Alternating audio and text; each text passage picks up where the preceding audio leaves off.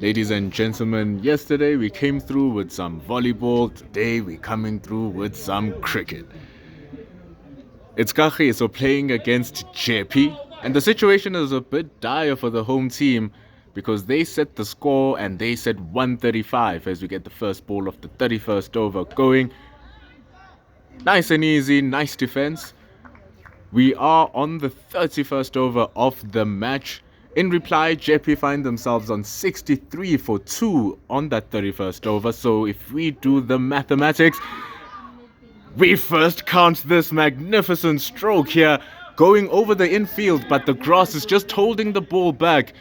And the runs have flown, and 2 of them have been conceded by Kagiso as that lofted cover drive earns Jeppe 2 more runs. And now they move to 65 for 2. And the math says they are 71 runs behind with a total of 19 overs left to be played. So Kagiso have no choice but to get wickets. As you can see, the setup of the field, they only have 2 people outside to restrict those runs. And with a magnificent pull stroke, they make usage of the player who is out on the field. And it's another 2 runs conceded here. Spin bowler really needing to tighten up a little bit. But the run rate is not the highest. It's pretty low. So maybe they are doing a good job, Kagiso, in reply. It's just that they need to strike now. Another chance, but this time it might run all the way. And it does run all the way. They are taking it to the spin bowler now, freeing their arms. Surely there was width there for it to be cut over and driven through the cover. Score now moves to 69. Before I started this broadcast, he was bowling pretty well, keeping it tight, but now the batsmen have found their spark. Can he pull it back?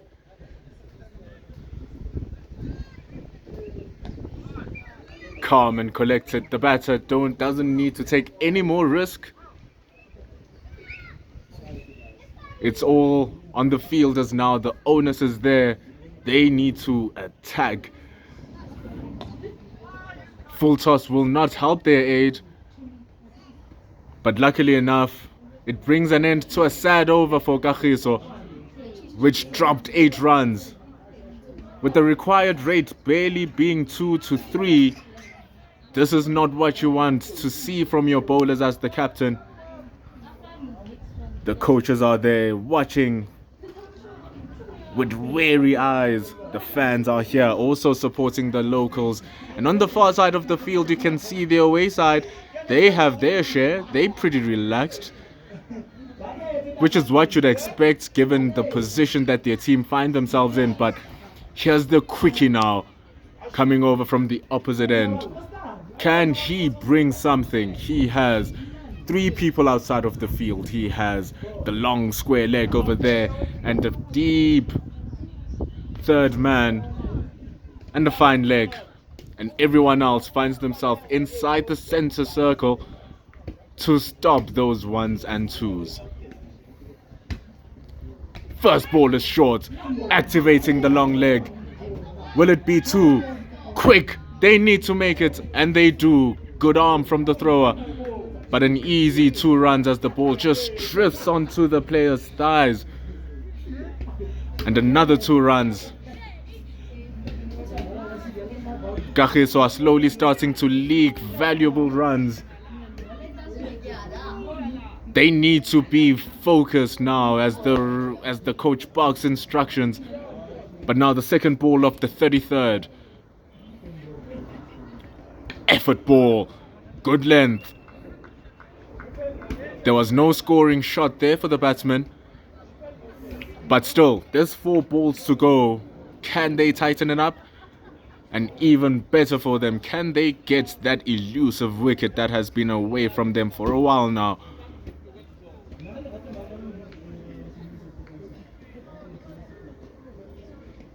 Motivation from the fielders. Full toss. giving the batter a chance to play wherever he wanted, and he finds that space. The grass is very helpful for the fielders. It's forcing the batters to use a lot of energy running up and down the pitch to get those runs. Otherwise, these could be boundaries elsewhere. The bowlers just losing their shape every now and then as he calls his deep square back in as the batters have switched sides. The keeper's talking, saying, "Let's go, Bafana." There is no choice now. Fourth ball of the 33rd. He comes. Slower ball! Big appeal! But there's nothing from the bowler either. Maybe that was drifting down the leg stump. Some many overs ago, there was a huge appeal from the spin bowler. Everyone saying that that ball was edged. But the umpire did not raise that dreaded finger. So it was a good decoy from the fast bowler with 2 balls to go. What will he do, only having conceded 5? Brilliant ball. Rushing the batsman. He has got some gas behind that back and arm and shoulder. It's searing pace. At times it just loses control, but it does get back. Hopefully my camera does us justice, but you will not see the ball. It is so small and it's so dark. So just trust my words when I say what happens. Last ball of the over. Can he end? Yorker length. Inside the block hole, giving the batter no chance to play that. And he survives after a slight scare. And a good ball to end that over. It is the 34th gone. I cannot see the score. But given my mathematics, it is 74 for 2 after the 34th over of the match. Come back, David. Yes. Good, bad. Number 1. Kids are playing some football, enjoying some cricket. Also enjoying some football as well. But I'm sure they'll be a bit more joyous if their team has the upper hand as the spin bowler now comes back into the attack. Cow corner standing there. Long on standing there. He is an off spinner with the ball turning into the right hander. So he does have protection down that leg side. On the offside, we just have these 4 guys here, nothing deep, which is where he exploited that area when he lofted that drive in the previous over.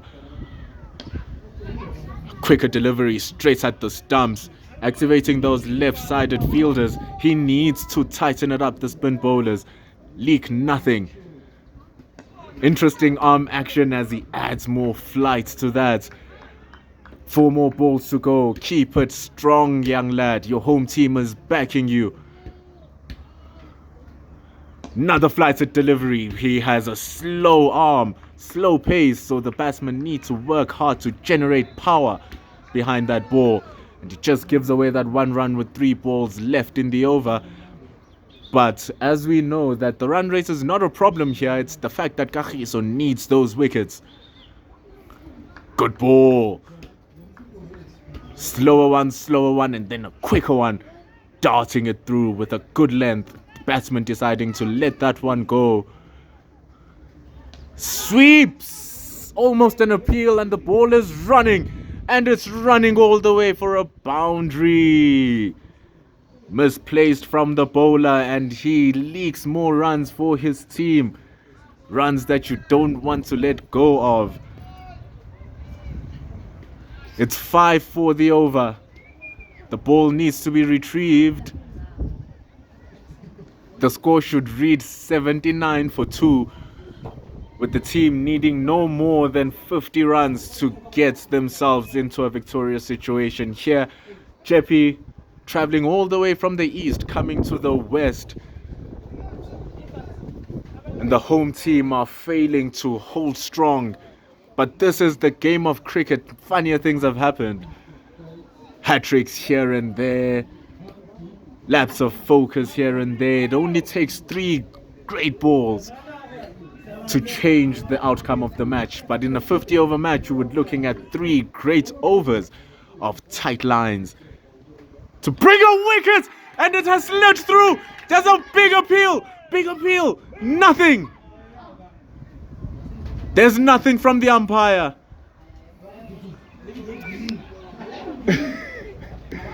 That should have been a wicket, no? But the umpire knows best. He's the one who's there. The bowler was running, doing Vernon Philander things. He was convinced. But nothing happened. A slider, not lifting, creeping under the bat. But the batter lives to live another day.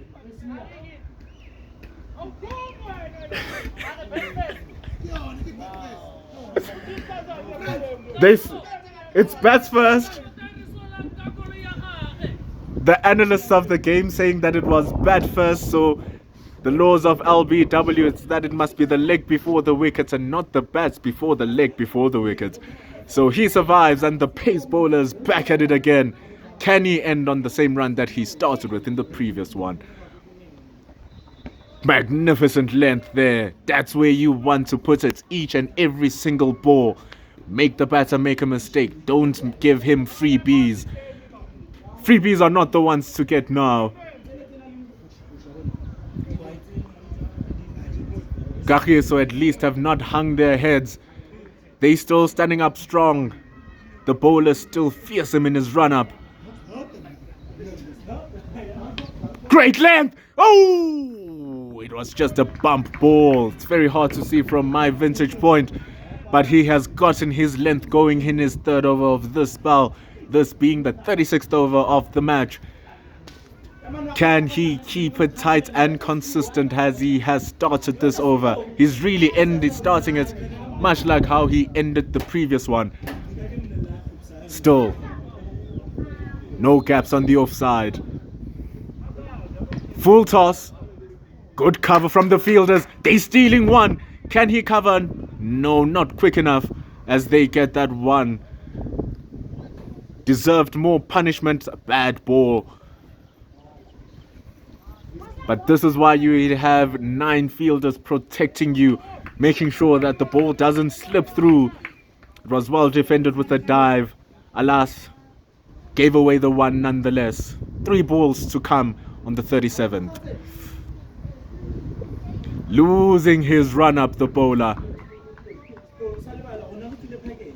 You don't want to use that much energy and not use it, but still discussing the field. They're trying to make sure that they are tightening it up here, closing the spaces closer to the bow, to the pitch rather. Very minimal defense on the leg side, so the bowler must keep it outside that off stump. It's edged, but over everybody as there's no one covering that sweeper boundary, and 4 more runs have been conceded by the bowler. Too much width. He's able to free his arms. And bam, to the boundary.